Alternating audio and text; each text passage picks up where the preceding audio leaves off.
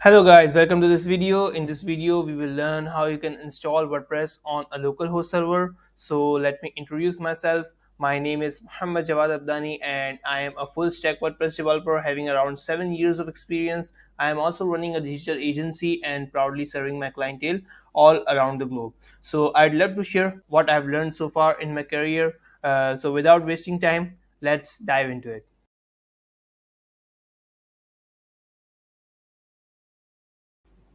Alright, so to get started, first of all, we will have to download the WordPress from the internet. So for that, you can search for a WordPress download maybe,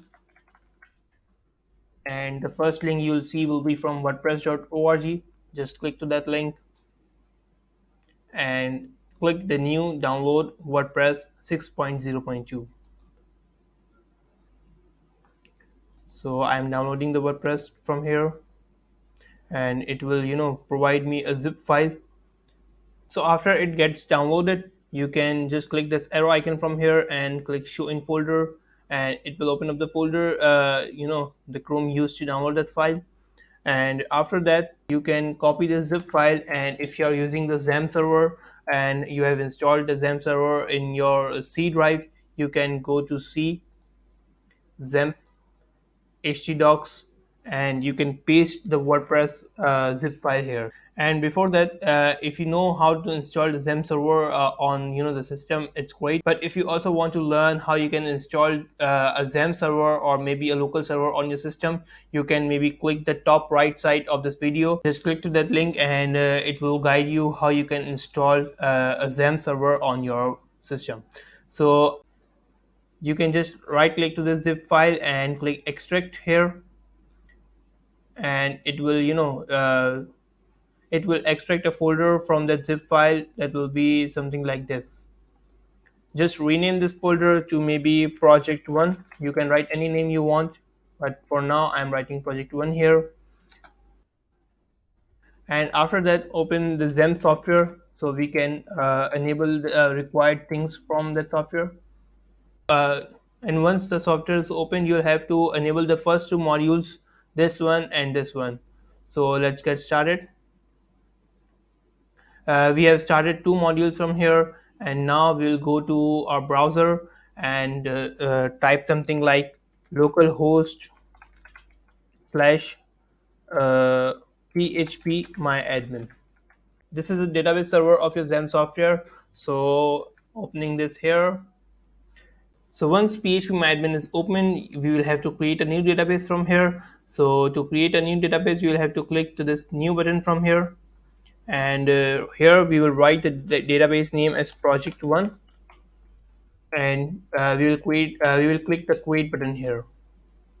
Once the database is created, we do not need this tab, so maybe we can close this tab from here. And after that, you'll have to type localhost slash project 1. Project 1 is the folder name we created while extracting the WordPress folder. So typing this here, and it will open up a WordPress installation screen. So here we will select English language, and it is asking to before getting started, you'll need to know the following items: the database name, username, password, host, and all that. So we'll click let's go, and here we will have to write the database name. So the database name we created is project 1, and when the XAMPP server is installed fresh, the username will be root and the password will be blank until you change these things from the settings. So the database host will also be localhost, and the table prefix will be wp underscore.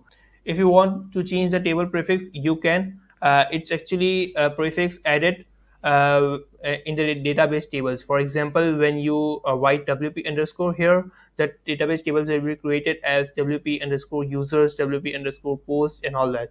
And if you change this from here, for example, we will add db underscore, it will create the tables accordingly, right? So now we are clicking the submit button, and it's saying all right, we can run the installation, right? So we are running the installation from here, and now it is asking for more information. The site title, let's say we can keep project 1, and the username we can maybe set admin, and the password as well we can write admin here. But if you are installing WordPress on your live server, make sure you type a strong password. Right now I'm installing it on a local server, so I don't need it to be very strong. So I'm clicking confirm user weak password, and here I'm adding a test email for now, and now I'm installing WordPress. Done. The WordPress is installed now. We can now log in to see how it works. So now we'll have to type the username we configured while configuring the WordPress. We used admin as username and password was also admin. So logging in, and now we are logged into our new WordPress installation. Let's see how front end looks like. For that, we will type localhost, and again the folder name we used while configuring the WordPress. So it was project 1, and yeah, the WordPress is successfully installed. This is how we install WordPress on a localhost server. Let me know if you have any questions. You can always drop your comments below, and give a like to this video, and do not forget to subscribe to this channel, as I'll be posting more valuable content as soon as possible. So thank you for watching this. Take care. Bye.